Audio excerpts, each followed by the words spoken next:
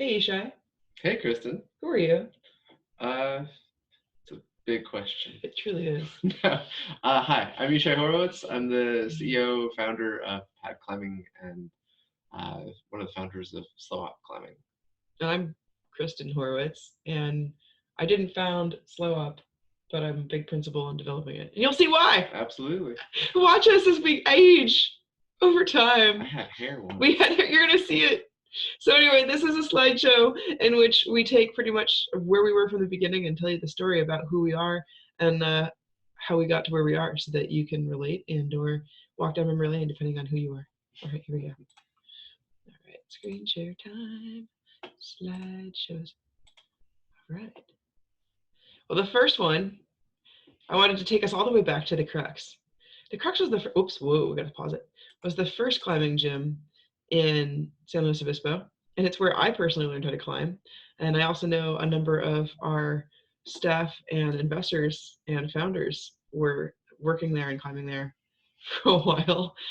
So here's a picture of me looking awesome on the slippery 8-foot boulder. Is that blood dripping down? I don't think it's blood. I remember that being a feature in which maybe it was blood, but it dried. I'm not totally sure. I do really remember loving this like next move with this little like knob because it was so good. And there I am in a like harness of some kind. Is this a purple? That's the cool way to boulder. Well, that's because there's no point. And I want to point out my sweet rental shoes that I got for like $30 on the internet, and then it turned out that they were like everybody's dumb rental shoes. Anyway, and there's an old Sickle chalk bag. And I didn't know Sickle back then. I didn't even know they were from here. And so this is a picture of my very original climbing partner, Saul. And we're leading the Crux roof. So if those of you who ever went to the Crux and you were like, it has a roof, but we're not allowed to lead it. Here's proof, we were able to lead it. And it was slimy. Same draws. Oh, it's totally the same draws. And look, they were like 20 years old there. But it was actually really fun. So that's cool. And there's a picture of me in my sweet one main shirt back when I was a dial-up tech support rep in college. And here I am climbing on the sweet auto belay system they had, where if you pulled this little white pipe thing, you would drop down. So the faster you pulled, the faster you drop. So people would like totally deck because they were scared, and your natural inclination is to pull harder. And I would save so many children who were scared to pull it in the first place. So that was fun. So now we come to SLO Op. Yeah. And I thought this would be the first picture because I think of this as like the whole game has really been always Yishai's vision. And there he is in like the sunlight being glowed upon by God and on this journey. Yeah. And it showed you how small that space was too. Yeah, that's the Alamo self-storage during construction. So that space was 400 square feet. Our yoga studios are currently about 500 square feet. So, and like look in the back. There's your very first little. There's the little model. He made a little model out of architecture stuff. Yeah, and actually, I'm sitting on the articulating wall, which was a terrible plan. So, yeah. So how'd you come up with the idea for the SLO Op? So, I used to, well, I lived up in the Bay Area, and I used to work at a climbing gym. It was one of the early, actually, it was called Class 5, and it was purchased by Touchstone. And so I'd been into climbing, and then when I moved to SLO, actually the very first day I moved to SLO, I went down to the Crux, and I was like, whew, I don't know about this one. And I remember they had a suggestion box, and I drew a 45-degree like woody wall, and I put it in the suggestion like earnestly box. Yeah. Oh, I said, sweet. hey, you should do this, and I wrote my like contact information. I said, hey, call me, I'm happy to build this, and this would be a really great asset to the community. And nobody called me. Surprising. So after being involved with the local climbing community for a few years, we had little home walls and stuff. Like Paul and Julie and Corrine had a wall, and then don't drop so many names because everyone knows you're talking about. Yeah, but there were walls around. So then I took a trip down to New Zealand on it was a climbing trip with a friend of mine, and there was this kind of cooperative space in a barn in Christchurch that a bunch of the climbers in the area just got together, and they built this cool little space. And no, I never actually got to go there. I only found out about this like maybe 5 years ago because he'd tell the story, but then he never said, "Oh, I never actually went. I just heard about it and like thought about how I would do it or something." Yeah, exactly. Yeah. And then came back to town and said, you know what, let's try and do this. So got together with a bunch would be like, I don't know, probably like 7 people or so. We all kind of banded together and we said, okay, let's do this. And then I went around and I looked for a property and I somehow convinced the managers of Alamo Storage off Tank Farm to let us do this. And that's funny because when I was putting the slideshow together, I think like I was marveling at like this is how it started and then what it is now, and like it's stuff Same like thing. that. No, it seriously is. It's like people go, you do what? And you ask for what? And it's like, yeah, it started with the audacity. Yeah. And you just have to keep pushing the audacity. It's ridiculous. Yeah. Like, and I want to point out, like, look at the craftsmanship. Like, who did that? Was it you doing all the cutting and the designing of the wood stuff? We had a few like actual like contractor people doing this. Oh, because I remember taking it down. Like, you'll see pictures later of it, and I was like very impressed. I mean, I did do a bunch of it, but yeah, no, we had some actual guidance from like real contractors. So I showed up shortly after, probably like 6 months after he'd founded it. And there's a picture. So you're not gonna see too many pictures of me because I'm the one that takes pictures of everything. There's a picture from the outside of the storage unit. So J34. So those of you in SLO who happen to have an Alamo storage unit, perhaps you have the old SLO Op. And it looks like they're stripped and are resetting. So there's not too many holds on the thing. But it looks like, I can't tell on the floor. It looks like that might be foam floor. That's foam floor, so that's later. We originally had sad mattresses. Yeah, we actually went around and somehow we got all these mattresses. Yeah. I think people just like... They were like gross, like cot type mattresses. Yeah, there were a few good mattresses and then just a bunch of like nasty mattresses. Yeah. I think getting rid of them, we poached dumpsters. Look at, there's Yishai with bad hair. He's kind of got a mullet going on there. No, that's the reflection in the back. That's what he says. And then there's Paul Hadelsky, who's one of the investors. This is before the ubiquitous Easy Up, which Yishai just has like 1 million of and loves. So it's pretty funny. Like there was even before you had an Easy Up.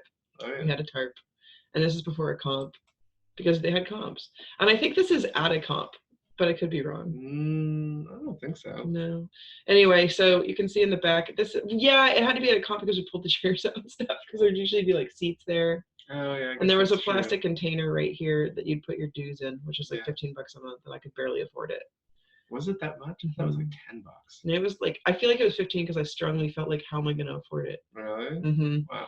Yeah, that's why I started working for you because I earned it by volunteering. And there's the Yerba Mate in the back. Yerba Mate used to be based here. Guayaquil. Well, yeah, but that thing. Yeah, they were based right across. And so they were our sponsor, and that was cool. And they had a campus board and the articulating board and the sweet prow, which you'll see another picture of.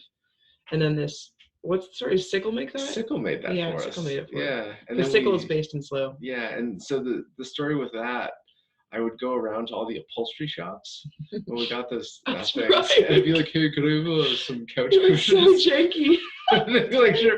And then I would duct tape the couch cushions together and stick them in the nice. Where did we get the floor from? Because I definitely remember the mattress days. The floor actually came. I forget her name. It's terrible. I think it was his name. Her name was Nancy. And her dad was like a foam distributor or something like that, or some kind of foam engineer up in the Bay Area, and. So we got all this foam, and then I went to some carpet place. I'm like, I need the cheapest carpet you could possibly give me, and they got it to me. And then I sprayed that 3M adhesive stuff. Wow, you really? I don't remember that. That's cool. Yeah, and then we velcroed it together because I wanted to look legit. All right, so this is taking down pictures. So this is my old roommate. Oh my God, look at his shirt. This is my old roommate Damian that I met on that shirt that he's wearing, rockclimbing.com. I don't even remember that's the old logo for it where it looked like a vagina. It did. And there's a big joke about it. And he's stripping the articulating wall, which was really stupid. It has like hinges on it so you could change the angle. But it turns out that that's dumb because really like you're going to set for one thing and you're never going to change it and be excited by whatever angle. So here's another picture of the comp. See, there's the couch, and there's little tiny Alex. Yeah. And it looks like Ben and Carrie and Susie and Chris. And what's this guy's name? He was a rep. Yeah. He worked at Mountain Air, I think. I don't know. Moved to No, Utah or something. yeah, and then that's Chris Williams's car. Oh, there you go. Oh, look, anchoring the tarp because we're awesome. Yeah. And this was like the very first time that I went to anything where I still didn't feel very integrated in the community. And so that's why all the pictures are like nobody's actually looking at me because I'm kind of sneaking them. I'm not proud. Which is also an interesting thing is how did we meet, Yishai? Why didn't you tell the story? You love telling the story. I do love telling the story. So let me go back to now that I have the rockclimbing.com shirt. So I had gone away and worked in Yosemite for a little bit and kind of became like really core about everything. So core. Where like I had to, like, I mean, come on, my first year of climbing, I was climbing in like the most world-class location, and then like really got into like Camp 4 scene and into the like SAR scene. Yosemite, by the way. Oh, did I thought I said Yosemite. No, so. Oh my God, you're here for me. And I moved back to San Luis Obispo for grad school because I kind of didn't know what else to do with myself.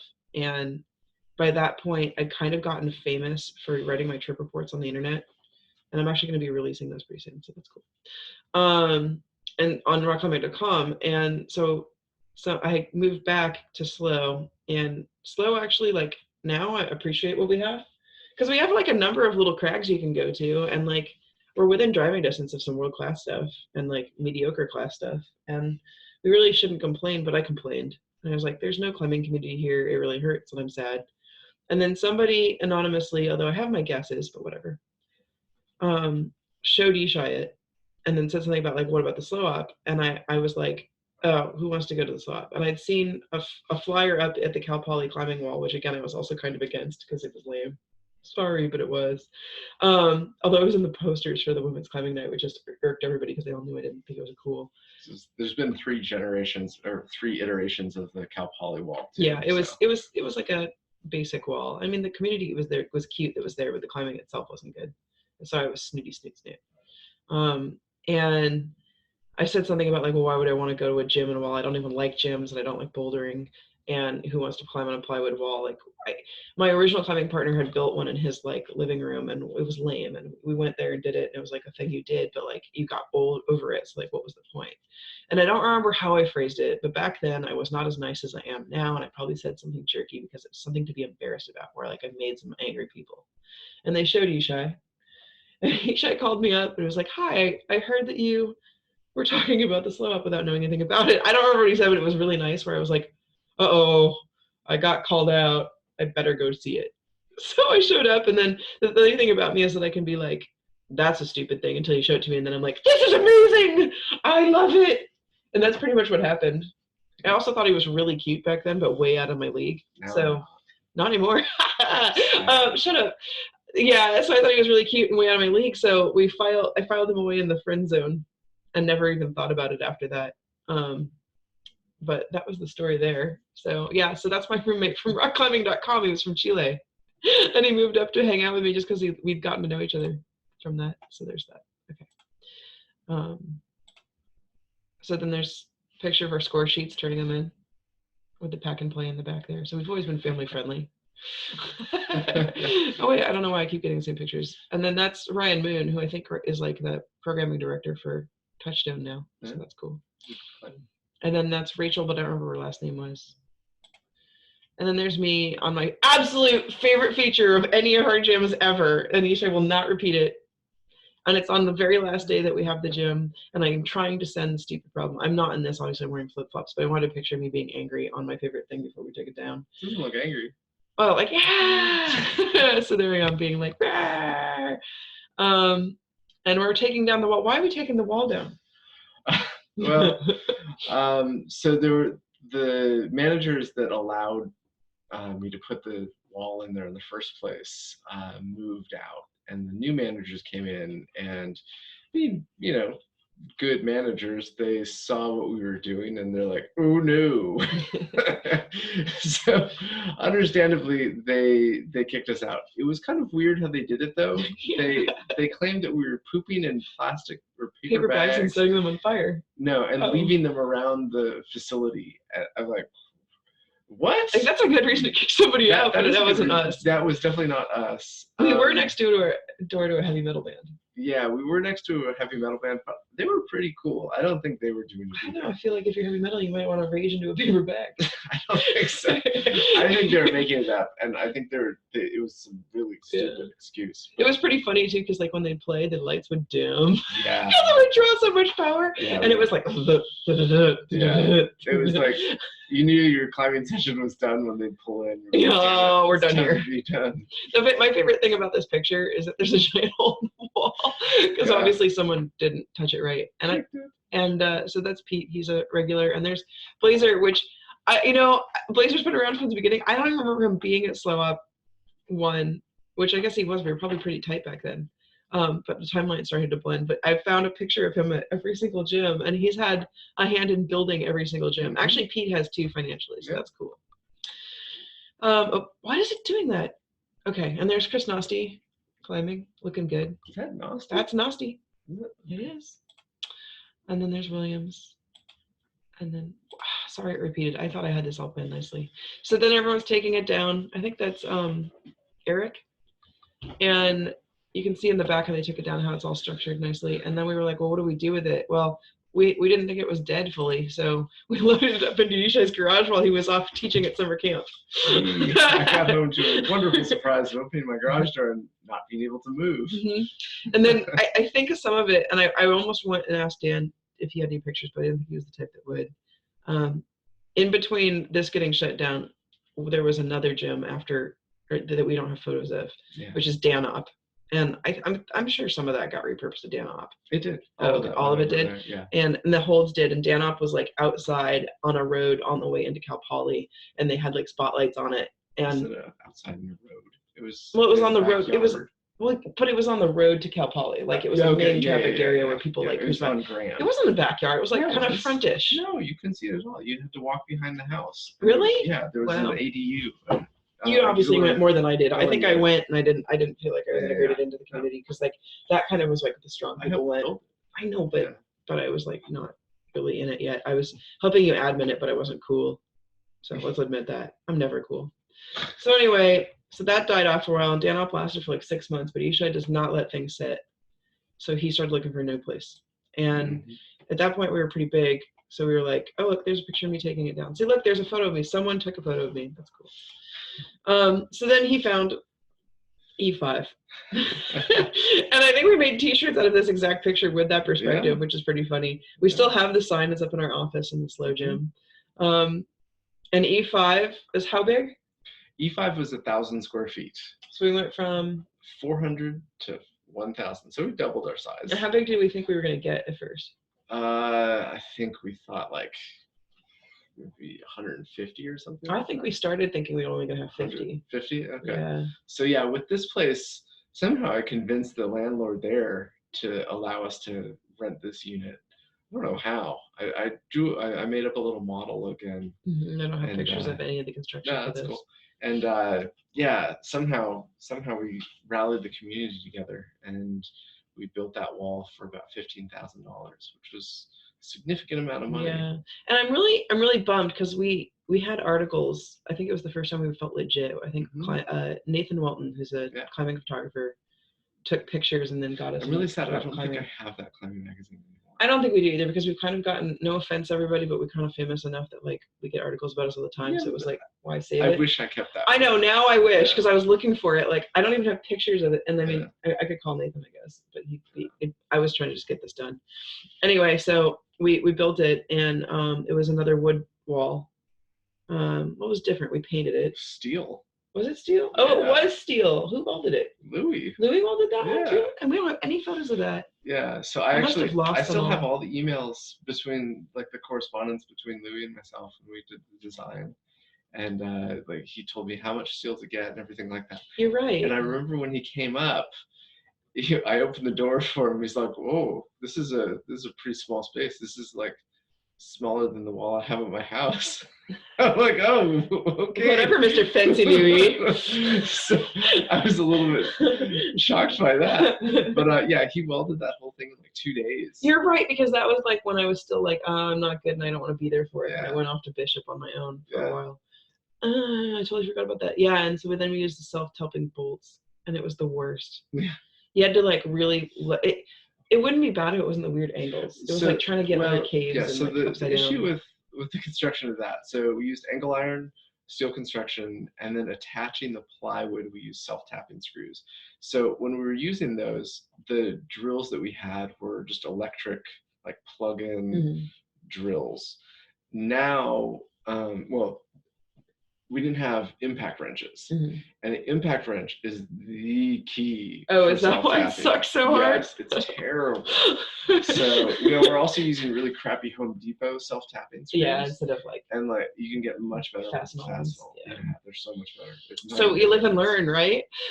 Yeah, but yeah. So I distinctly remember hating building it, and we painted it. And this time we were like, well, what are we gonna do? And like we didn't want to be loud. I don't remember why we picked the colors we did, but we wanted a stripe. Who did the stripe? Chris Williams did the stripe. No, somebody else did. Oh, that's right. Yeah. I think it was Chris Williams. I think it was too. Yeah. So here's a picture of it brand new. This is the only photo. I think what happened is I accidentally deleted all my pictures. Because I totally took pictures. Like I don't even know who that is. I think that's Ryan. You think it is? Ryan was super influential at that time. Yeah, and he looks like kind of hip hoppy, which he was totally into. Yeah. But yeah, so we did like stripes, which actually carried through to the.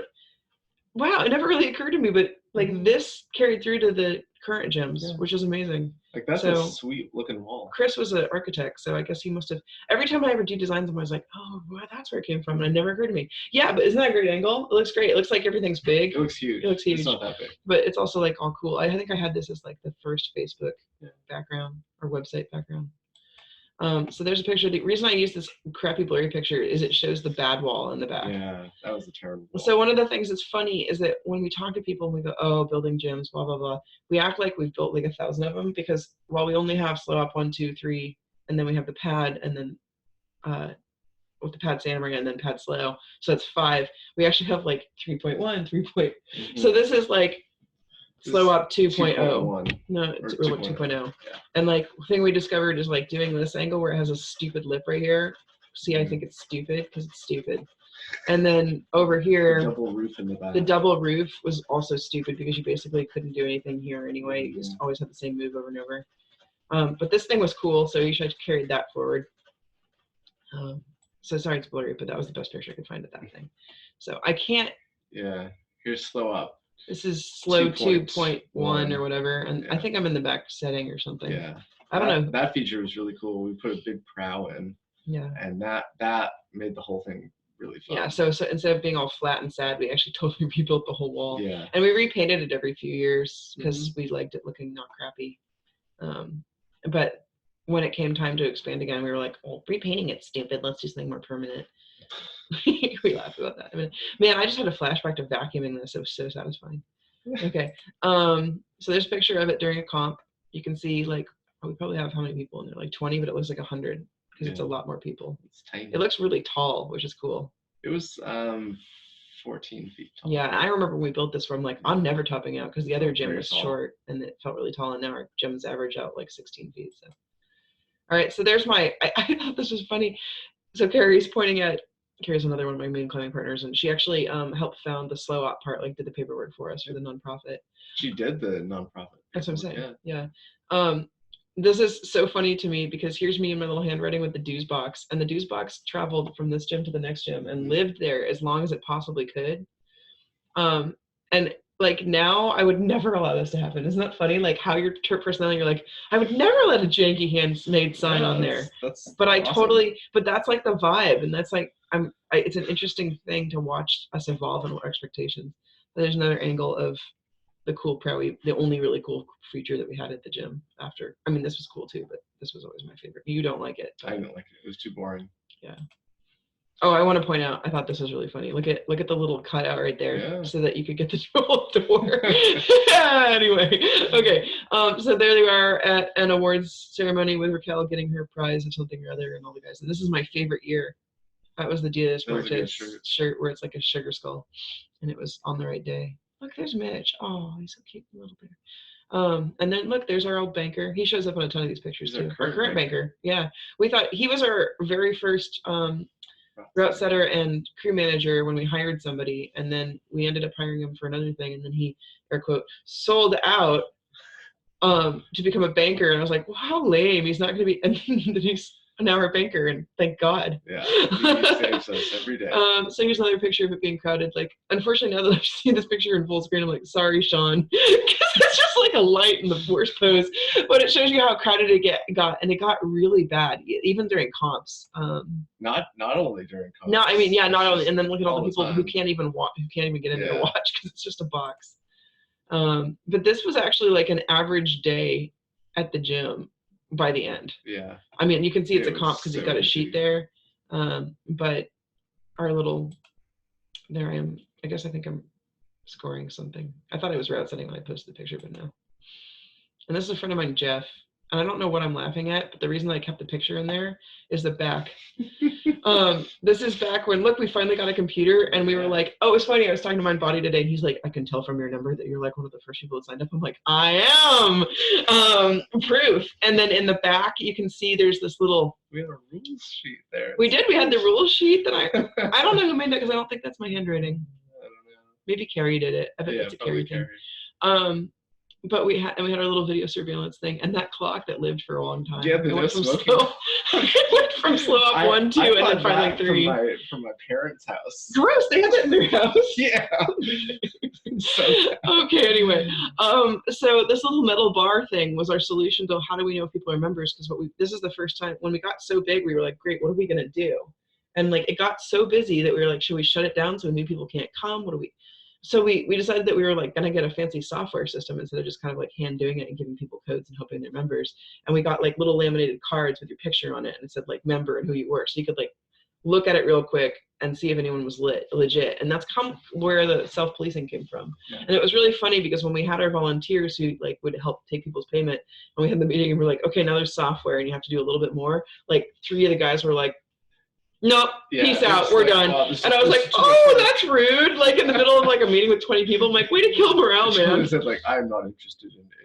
Yeah, we're not interested in doing any more work than that. We're like, oh, sorry. Hey, they're still members today. They totally are. Isn't that funny? Like they're still around. Yeah. Anyway, so yeah, so we had all their like little office-y area right here, and you can see the door flaps down when you're open, then you can flap it back up when you're closed. We were very professional. It's funny because this guy's a legit climber. I don't know what he has going on here. I think maybe I'm laughing at him because he's being lame. Okay, and then I just thought this was cute because there we are diligently working like we always do. And there's Yishai with more hair.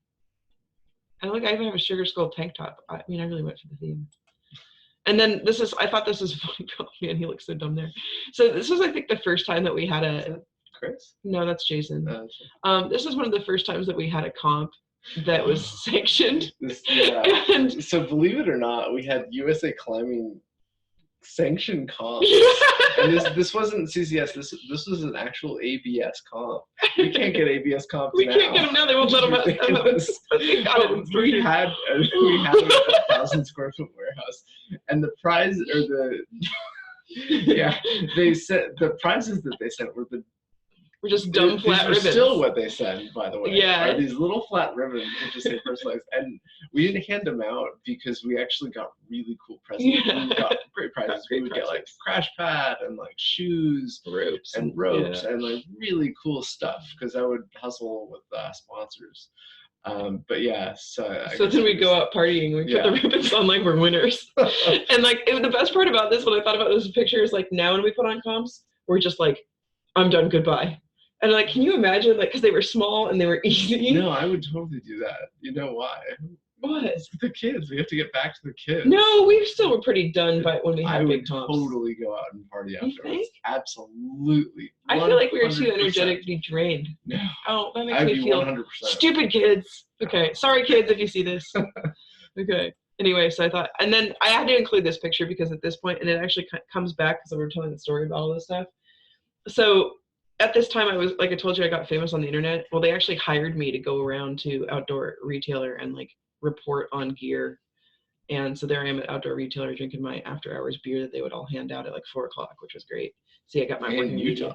In Utah, I got my working media badge on, and I put this in here because I kind of was like, you know, that's kind of an important piece of it because I feel like a lot of our legitimacy came from like me caring about the industry and you like just being audacious. So I put it in there.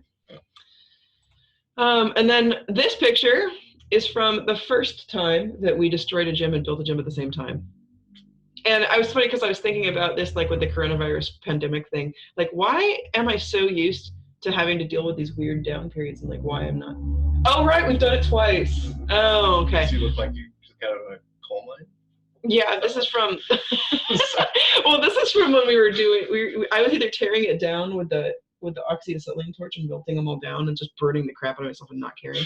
Also, I love the picture in the back is me kissing John Long with Carrie. I wonder where that picture is. I haven't seen it. See, I must have deleted them all. That's sad. Anyway, that's my house back then. And then I went and I found the only picture I have of the destruction because I don't talk to Scott so much anymore. That's our buddy Dan Jennings, and there he is like destroying it, and he just looks super epic. And you can see the steel behind everything. We actually had some really cool pictures of, it was probably Dan. Dan didn't take them, Scott took them, but I don't talk to Scott anymore because it's been years. It was either Dan or Scott that, he was in there with a plasma cutter and there was like sparks flying everywhere. Yeah, that was picture. A good one. That was a cool pic. Yeah. And then the other thing I always think is funny is like, see how the wall is nicely cleaned up here and then over here it's gross. That's because yours truly, how many days did I spend on that with a brush with just like scrub all the stuff off so it would look nice for you. Anyway. And then it was time. This is way far down the line. No, this isn't. This is the first one, I think. No, this is. Well, we're gonna stay in the narrative. We're gonna stay in the narrative that I am creating. This is 3.2. So stop. Now I'm gonna pretend that this is just 3.0. Okay. All right. So this is like the reason I put this picture in here is that when we first find. Oh, you're right. It was 3.2. Mm-hmm. This is phone purchase. Oh, I'm so bitter. Anyway, I'm gonna give. This is a little out of order then, so we'll talk about 3.2 in a second. But that's our bank, one of our bankers, Jay. And Jay, again, with the audacity thing, we were still a nonprofit, and banks don't loan to nonprofits because they don't have anything. But Jay said, I know your community, and I believe in you, and your community won't let you fail. So he worked really, really hard to get us money. And then he worked really, really hard again to get us money to expand to Santa Maria. And then he told us that he could get us money for the SLO pad project. But then he quit banking. But we knew that we could because he said we could. Mm-hmm. And if he had not said that, we would not be where we are. So know your commercial bankers, make friends with them, and love them dearly and treat them nicely. Okay. Anyway, so then we were really excited about having money. And so we went around and I took pictures of the checks while we bought the phone. But that makes sense now because that's why I have the phone guy. And then there's the flooring for the cool flow. But that's a different, why would we be giving Felipe the pad? That's for Pad Santa Maria. No, it's not. Really? Yep, because he did the covers for SLO Op 3.2. Anyway, we were real proud of our money and being legit finally. So yeah, all right, we're out of order a bit. Anyway, look at Philippe's in a hole in the ground, which is my favorite picture I've ever taken, really, because it's just so fascinating. Because it's called slow sail on canvas, so they sew up sails. Cool. So they built holes in the ground for people to sail. Okay, so this is also back in the day when we thought that like $10,000 cash was a lot of money, and yes, it's a lot of money relatively, but it's not when you build a climbing gym. And I don't know how much. Maybe it wasn't even 10,000, but yeah, it doesn't matter how much it was. Anyway, this is how much cash we had that we had to give to somebody as a vendor.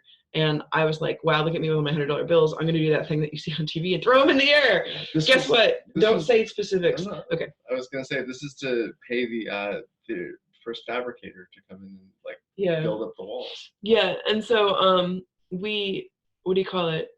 And then it fell on the ground and then I just had to clean it up. It was so pointless. And it's like one of those times when you feel like a rock star. It turns out when you're a rock star, it's all fake.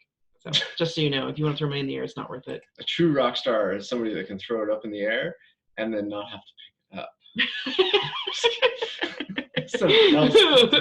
Your personal assistant comes scattering in to get the money. Okay, so anyway, so here's Yishai. He's got his camping shirt on because he's always gone for camp.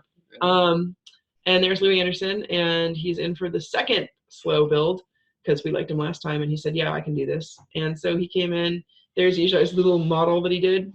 And it's amazing because now that we're all like professional and we engineers and it's like all pre-engineered, like designed, this would never fly. But like Louis just takes the angle iron and is like, this seems like the right angle. And like just off the drawing or the little model there. which is pretty cool. So there they are discussing what. So the interesting thing is that it becomes collaborative because Yishai always designs it really aggressive, and then Louis tries to flatten it, and then they fight.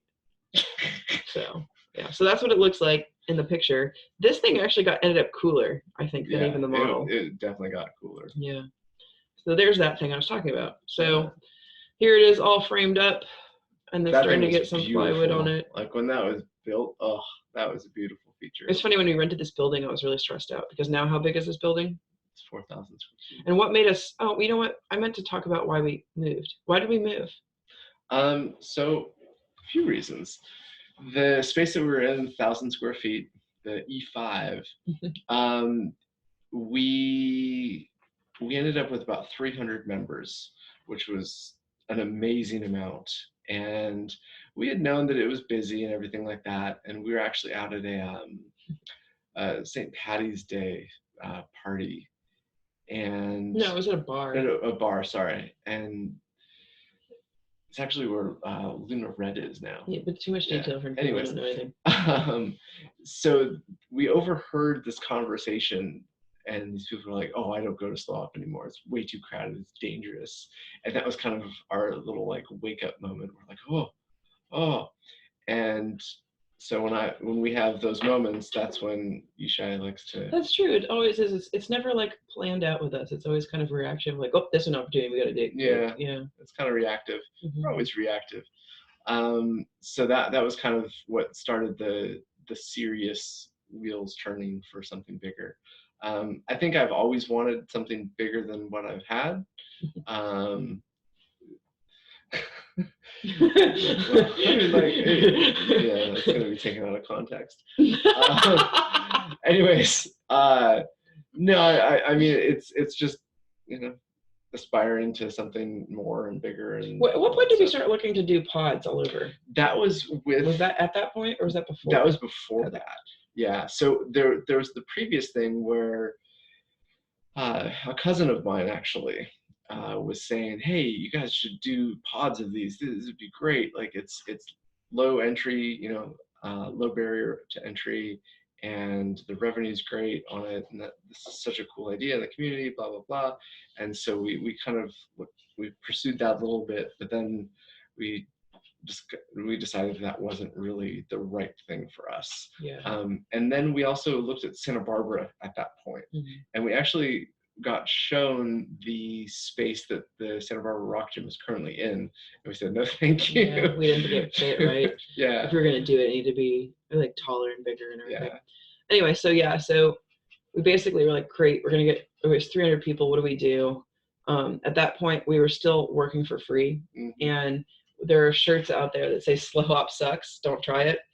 And because the joke was like, well, maybe we should just make it an inside thing and nobody knows about it. Now, it always has been up until the new one, where it was like Fight Club and you don't talk about it and you don't tell people, and people would be like, what climbing gym? And it'd be like, that's because you don't know the right people. Yeah. But when we once we got the money, basically we were able to focus on it. And as soon as we get the ability to focus on it, Yishai rode around on his bike like he always does before there was LoopNet, and went and found a building and said, I found a building. On Craigslist. Okay, so clear. Anyway, but so Yishai cruised around on his bike because he had nothing better to do than be ambitious, and found this location, and then convinced me that we could do this. And then I got on my little computer and made my spreadsheets and said, okay, I think we can do this. Yep. And then, as we always do, we don't actually have any money of our own. I think both of us at this time were office managers. No, I was a teacher. I was still teaching at college level. So we had our own jobs, but this is like a passion project, right? So we talked to all the people that had helped us before. We talked to all the people that were like loving it and said, hey, we need money. And we were the original crowdfunders before there was a term for that, I think. And we got enough money together to build another gym. Yeah, and it was going to be bouldering only again, still nonprofit. And it was totally self-funded. So he's right. The pictures of Jay come in later. Yeah. So this iteration cost about $75,000 to build. Yeah. All right. So there's everybody cutting wood, moving slats up, putting it on. I liked this one because it was like multiple heights of people trying to do stuff. We had a whole system where like one person would be on there and the other one would stabilize it and the other one would bring it. Yeah. And then Larry's cruising up the thing to do it. And then like there's a picture of me doing my least favorite job. You like that? No, I did. I totally did. Once we had the tools, the powder actuated whatevers. I tried to kill Yishai. We were up in the top of the island boulder, and I was on the outside and he was on the inside, and I shot a nail like past the steel through, and but it pushed him in the head. Oops. And then there's Kareen checking it out, looking at the walls, almost finished. And then for some reason I have a thing about pictures of the gym from outside at night. I always think they're cool, especially here because this roll-up door was really big and everything was really dark around it. Yeah. And so like whenever we would leave, I'd take a picture. I think this might be with the lath on it, which I didn't see farther. But so then we put the lath on. So there I am putting on the lath, and lath is like this like metal stuff that holds the stucco on. So why did we decide to do stucco this time? Stucco was decided this round because all the gyms were doing it. And so we figured if all the gyms are doing it, it must be the thing to do. And so we were tired of we wanted something that we wouldn't have to fix all the time. And I remember distinctly going to, what's the gym? Planet Granite in San Francisco, and like looking at it and being like, it doesn't crack and it doesn't get dirty. And the crew was like, no, it doesn't. And they have to be lying because it totally does. Anyway, and it was like fuzzy. And then like, because it was all volunteer, it wasn't done totally right. Yeah, I think so pieces would fall out. The good stucco gyms are done pretty well, actually. Yeah. Anyway, but we're not good. No. We're homegrown. It's all volunteer. So there's me up there. There's Yishai down below. I don't know what he's doing. And then from the other angle here, we are laughing up the island. Yeah. And then the scissor lift. This was the most fun thing in the whole project. That and melting stuff with the oxalate and torch. I was really into that. But the scissor lift was definitely a pretty glorious That was the first time we had a scissor lift. Yeah, I still like them. I still don't. But now we don't really need them for anything else aside from fun for us because we don't do it anymore. And there's our little ladder. We built a ladder. We use them every job. Yeah, but we physically don't do it now. That's what I'm saying. Like, I'm not having to cruise around laughing and putting on stucco.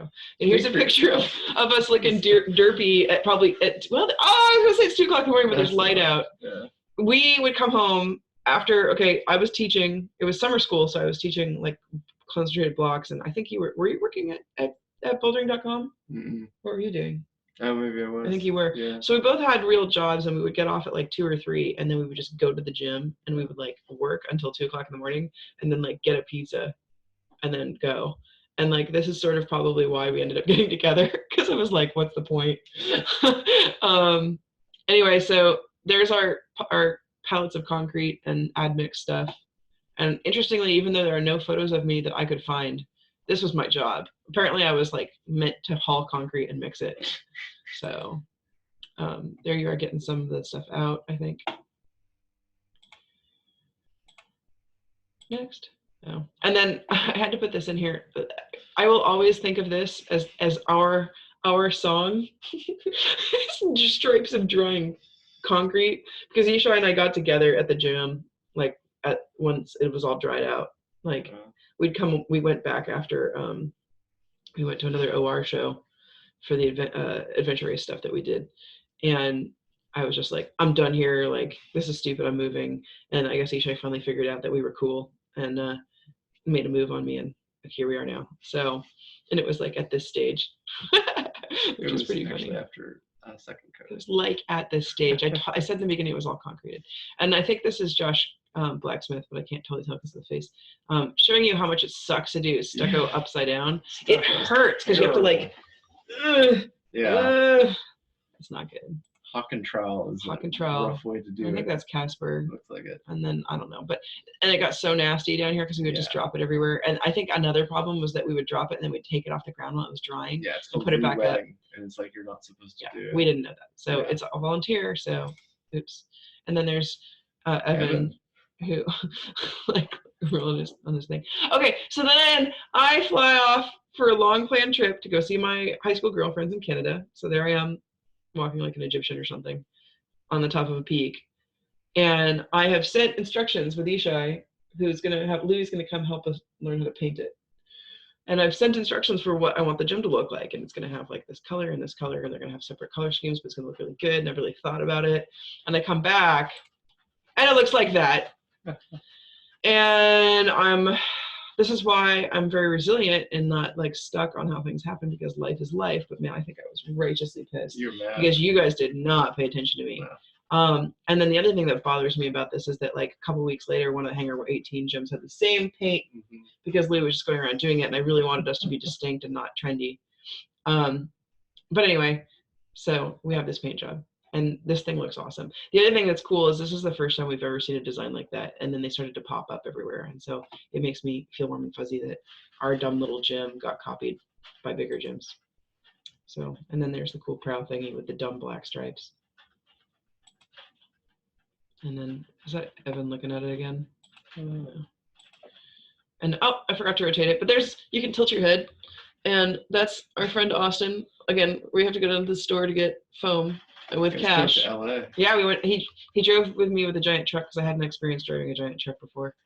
Also, it was a buddy thing, and so we went down to go get foam, and we went to the land of foam. I come from a land of foam. Oops! No, what just happened here? Just minimize it. Okay. And then we unloaded it. And it turns out that hand sawing it with that stupid tool, it's terrible. It hurts and it sucks, and I'm just hysterical because notice it's dark in there. It's probably again like 2 o'clock in the morning. There's a thing called a foam saw, which we didn't know about, and a foam saw is a lifesaver. Yeah, no, I use scissors and a hand saw. It's terrible.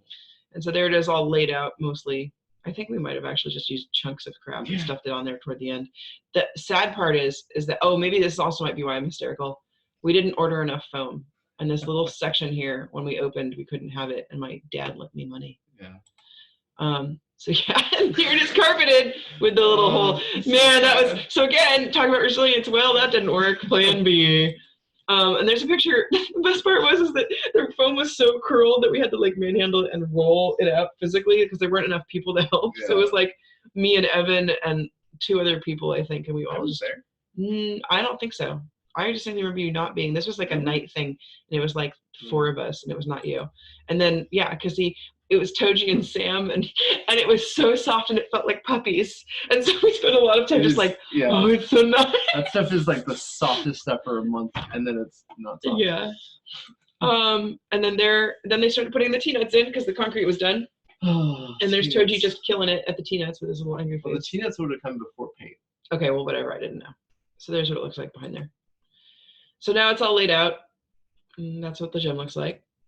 And then we had some angsty pictures of Brandon Sampson took for us for Climbing magazine, and if you Google it, you can find the article because that's still up there. And that's our banker looking pretty sexy there. That's Blake. And then I think that this was a photo shoot because like there's Emmy and Blake again. I don't know why Blake's in everything. I guess he just fit because it had his shirt off. It looked good. More Blake. And then here's like a panoramic one with it looking angsty. And then here's our front desk.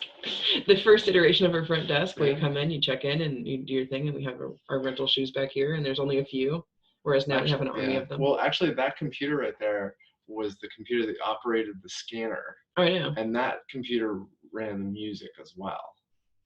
Oh, so this wasn't the check-in one? No. It's over here. Over there. Yeah. Oh. That's just the music computer. There's Justin.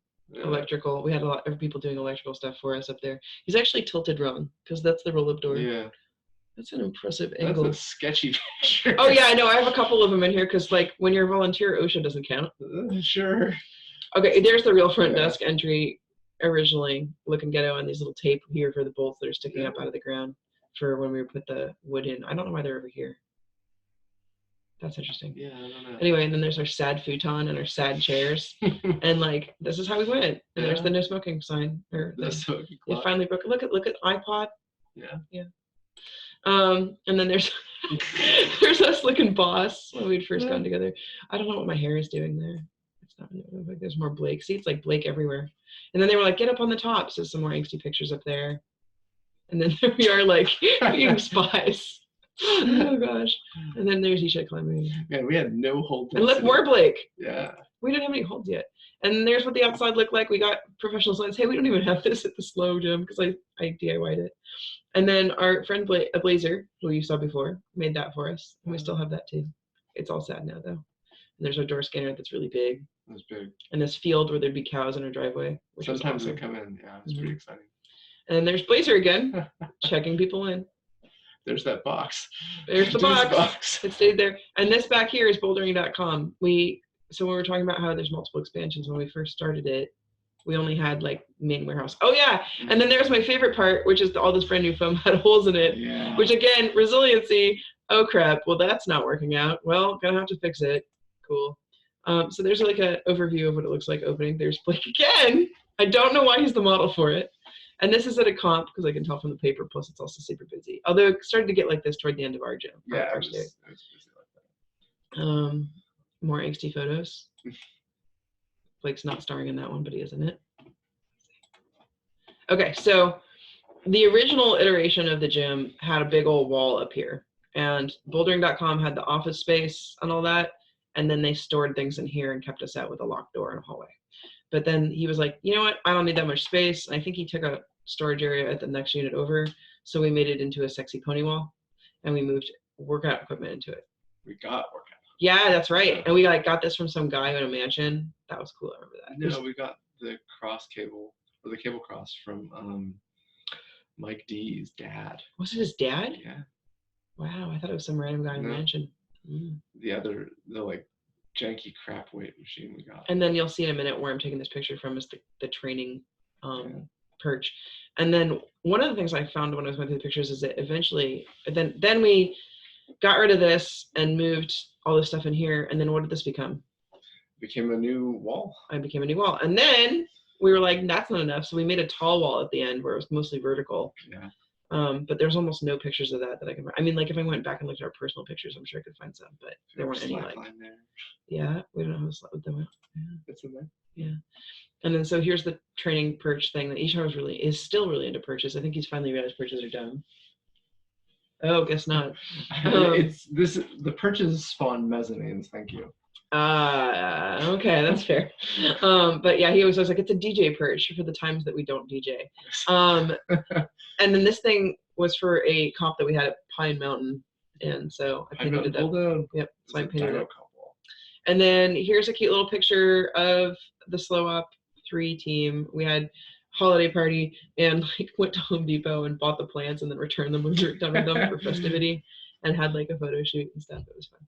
But we try to do something funny like that. And then, so then what caused when we rebuilt the back wall. Oh, when we rebuilt it, see back here, yep, there's no foam yet in the picture.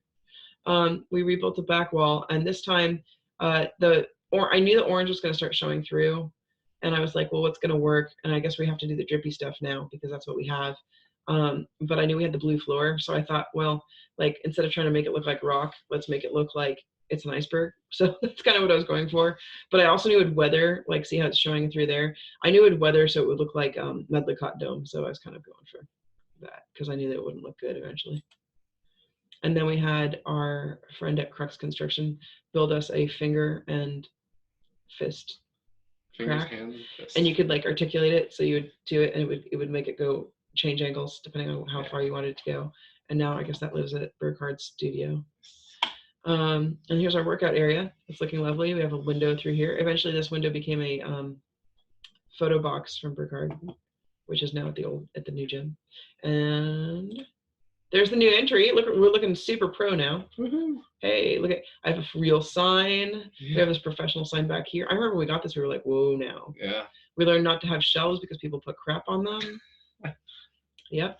We learned not to have like retail because we didn't want to deal with it. And then upstairs, you can see the Namaste. There's a yoga studio up there now. Mm-hmm. And then here's like our little community board. This is where the tall wall went eventually, and then this stuff moved over. And I kind of wanted to include this because I think it's important that, you know, we're still kind of homegrown, and I really loved that people left notes for each other, and it was never jerky, like ever. It was always really cool. So I try to I really hope that people are going to find ways to adopt things, even though we're fancy and corporate now. Here's one of my favorite all-time photos. You can see it weathered, like I said, so it's kind of Medlicott Domey. And everything looked dusty and dirty and gross because that place was uncleanable. But I think this is probably when we kind of knew we were going to peace out too, so we stopped spending money on it. Mm-hmm. I know, it was probably the last comp we had. Yeah, maybe. But I just love this picture because it's like all the joy of all those years and thousands of people that have come through the doors and helped us and been part of our lives. Sparkle. So yeah, so here's an angle from the top out where you can see like here's our Rundle shoe. This is before we had the sexy box. And then we finally got nice couches because we believed in that. And then we put a tall wall in here. And then where'd the training thing go? The training, because I feel like there was we put the training, the campus board was here. Board was right there. And then the tall wall was right here. Yeah. And yoga studio's up there. Oops, I did it again. Oops. Oh, I know, I just heard the song in my head and cried. And then there's another finals photo. I think that's last day photo. I don't think that's. Oh, you're right. Is this last day photo? Mm-hmm. It might be last day because I'm not there either. It's so sad because I was preggo and I couldn't do anything anymore. And then there's a view from the top out and all their outsiders setting. And then here's our, at the time, head setter doing something totally not OSHA approved. Super dangerous. He's cutting a bolt off. And then there's the yoga studio. And the yoga studio was so cool because look, you could look outside and you could see people topping out of our really tall wall. And then over here was just like where the office was. And then you would look out onto the parking lot and stuff. It was really cool. And it was pretty and cute. It was just a nice space. It was loud. You could see everything, but it was fun. It was also kind of short. Yeah. And then we used to have our very own resole drop-off box because Recycling Resoles was based here. And so he would just come pick our stuff up. That was pretty sweet. And I also like when you came in, you'd see everything going on. So while you were waiting, you'd be like, ooh, excitement. And then here's the outside. We got our dog kennel. Our dog kennel. And yeah, someone came along and stole it. But you know what? My thing is like, if you're sad and you need to steal a kennel, you probably needed it more than us. So, okay. We had that sweet picnic bench because it was like grade A premium picnic bench. Oh, and then now we're getting into the SLO, or the pad gym. Santa Maria. Yeah. So tell us about why the heck did we start another gym down in Santa Maria? All right. Actually, so Santa Maria began because Kristin was teaching at Hancock, which is the junior college down there. And one of the stories that you tell regularly is that you asked your students, what is there that's cool to do around here? And somebody mentioned Olive Garden. Yeah. And that just won't do. Yeah, I kind of have a thing because I travel around the country and whenever I say like, what's the best restaurant to go to and what do you do here? And they say Olive Garden. I know it's not great having in town. So with that, Kristin felt like there was a lot of good that the climbing community and just the community in general from a climbing gym creates. So she wanted to take the lead on that. The other motivator was we actually invited a pretty famous climber to come and do a route setting clinic for us at the SLO Op 3.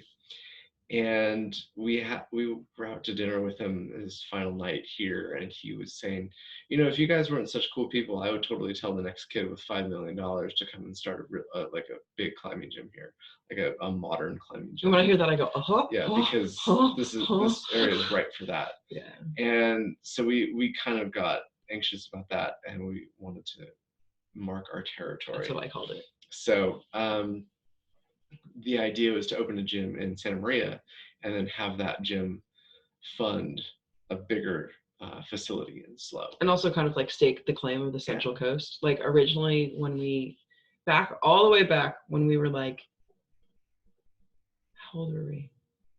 26? Oh, you're talking about the... Yeah, we were trying to figure out what we were going to do and how big a gym we were going to get. And Yishai looked at a 10,000 square foot place. Mm-hmm. And we had this whole business plan, which is actually not off from what we have done. Coast Rock Gym. Coast Rock Gym. And the reason that we didn't call it Coast Rock Gym is that again, I think that this is so funny because I never thought that where we'd be at is where we're at. But I didn't want to have it be stuck on a local regional name because I wanted to be able to like do whatever we want to do with it, which is crazy. CRG. No. Sorry, that's another chain. That's Central Rock Gym. Anyway, so yeah, and I freaked out and I like just remember laying on the floor of that property, like freaking out and like, I don't want to run birthday parties to make money for this place. And I can't deal with that. That's not what I want to do. And it's so funny because some people will do that to make it work, but it took us like 15, 20 years to get to the place that we're at now where we can take 10,000 square feet with no problem. That's cool. Anyhow, so of course Yishai is like, well, Kristin, do you want me to go look at properties? I was like, fine, go look at properties, even though we don't have any spots for it. And He goes around, looks at buildings, and generally how the way things work is he pushes the forward momentum, and I work on what is there. And he's like, Kristin, you really got to go see this one building. I think it's the best building. Just go see it. Just go see it. So what always happens is I just go see it. Just go see it. And then the real estate agent is like, you better do this now, or else we're never going to do it. And I'm like, oh my God. So I guess we're going to do this. So we march on over to Jay and we go, hey Jay, we need a loan again because there's no way we can afford to do this on just crowdfunding. And he goes, well, I don't know if I can make it work. So we did a mix of crowdfunding and we got a conventional loan backed by a thing called Cal Coastal, which takes care of like ag stuff mostly. It's kind of like SBA, but the state version. Yeah, the state covers it. And again, we were still a nonprofit. And he's like, well, if you ever want to do anything more, you're going to be limited by it. We're like, all right, fine. So we did the Santa Maria gym. So we did 10,000 square feet. And this is the model he had with my little blurch back there. It's very rough because that's not at all what it looked like anymore. Like we never did that part. Although I think in hindsight it would have been cool to do that, but we needed that egress door, I think. Yeah. Anyway, and then there's you even put in the little training boards, which is also not where they are. No. But yeah, so that's what it looks like. And then guess who we had come do it? Yay. It's Louis again, and he brought a friend. And then we have Kyle, who's been involved in building the gyms as well. And then there's Yishai with his little building outfit. It's like high style. He's got his little colored hat, his fancy jacket. And then I don't know who this guy is, I can't tell, but he's enjoying me taking a picture of him while he cuts steel. Cutting some steel. And yeah, so that's the sweet arch, which Yishai still regrets making because the arches are hard to set on, but man, I still think it's a really cool feature. Yeah, I definitely would not do that. And there I am hammering on T-nuts. There aren't a lot of construction pictures because I was actually pregnant and having a really hard time through this, and I actually lost the kid, but yeah, life happens. So this is almost one of the only days I did the work there. It was getting more and more professional because it was remote. Then we got our foam delivery, and that was more foam than we'd ever seen. And you could jump off the ceiling or off the roof onto it, and it hurt really bad because foam is not fluffy. No. But you could still do it, so it was done. And then we had grand opening, and you know, this is not grand opening because it's kind of dirty, but we have, you know, psyched people, slackline. It fit what our business model was for SLO Op 3, only bigger. And what's interesting is what we learned is that you can't shoehorn something that works one place into something else. So Santa Maria has actually been hard to adopt. It's way too big because the community just isn't ready for it. Maybe the location's not there. We've done a lot of marketing and stuff. But it's really pretty. Yeah. And it also has a field next to it, just like SLO Op 3, which made us happy too. I mean, the other difference with this, if this was in SLO at the time, this would have killed it. Oh, absolutely. Yeah. And that's how we built it. We should have built it more family friendly.